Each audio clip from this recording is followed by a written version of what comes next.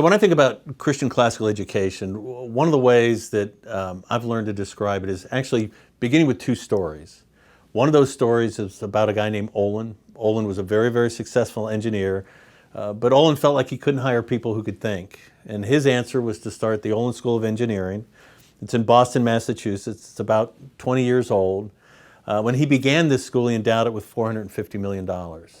And essentially, I think what he was saying is, you know what, we're going to learn how to do this right. I read a Wall Street Journal article about the Olin School of Engineering, and it talked about their freshman class. And it says that in the freshman class, a professor brought a bicycle in, he put it on a table, he spun the wheel of the bicycle, he turned to the freshman class and he said, your job this semester is to write the formula for what you see, now begin. I assume that many of us had the same education as I did, where the professor would have brought in a bicycle, would have put it on the table, described all the parts of the bicycle. He would have spun the wheel of the bicycle, described how all the parts work together. He would have put the formula on the board that describes what was going on.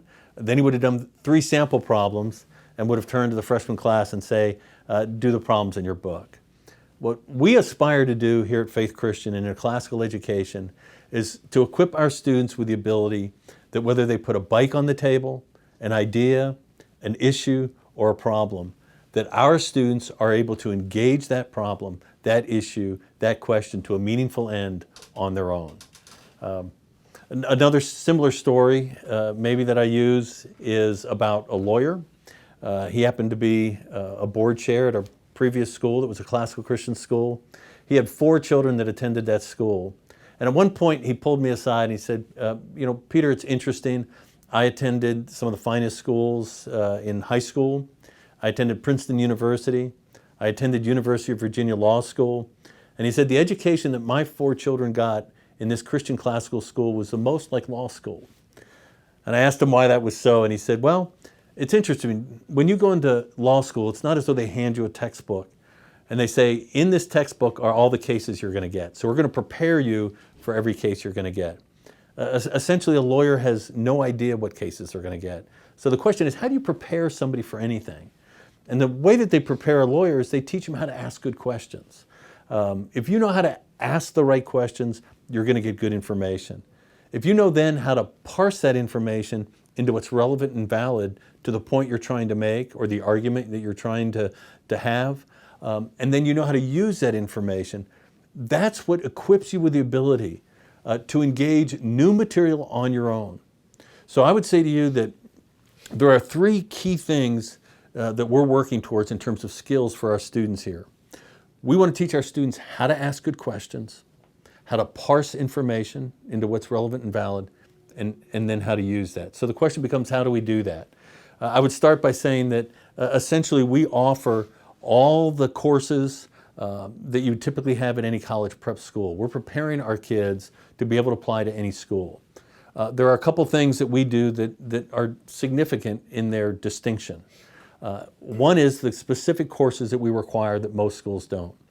We require Latin beginning in the lower school. We require formal logic beginning in the middle school, and we require formal rhetoric in the upper school.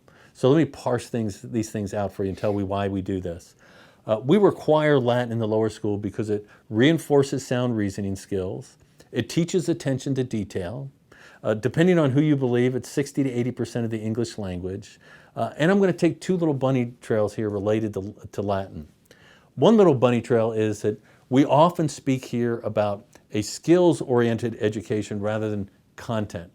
And by that, I want to share an example. Consider the education that you had, JK through 12. What that is that's 13 years, 7 hours a day, 5 days a week, for 180 days a year. So you think of our 13-year period, how much content do you remember? And the reality is, we remember very little content. But when we were in those chairs in that school, it felt as though the teacher was saying to us, the most important thing for your success is knowing content. And yet, if we are honest with ourselves, we realize it's not content. What we would say is, what's most important in terms of the education process is that the content are used to teach skills. And the skills that we're thinking of are how to ask good questions, how to parse information, and how to use it. Let me give you one brief example. We had a student graduate from our classical school, having never taken French, but had taken Latin, enters a highly regarded liberal arts college, enters their freshman French program, and 2 weeks into it, the professor pulls Kyle aside and says, "Kyle, you're too advanced for this course. You need to go to the next level." And essentially what we had done is we had given Kyle the skills necessary that he could apply then to other areas, to new material. He understood how language worked. He understood how grammar worked and the grammar of language. And because Latin basically is the roots of many of the French words, he could figure out the French vocabulary.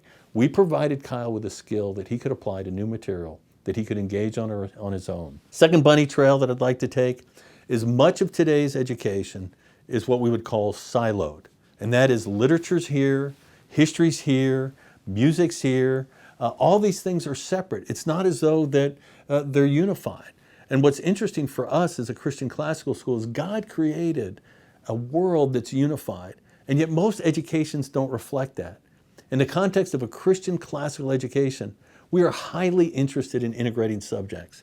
We know that literature affects history, history affects literature. Some literature started wars, some literature ended wars, but all these subjects are integrated. Music can reflect culture.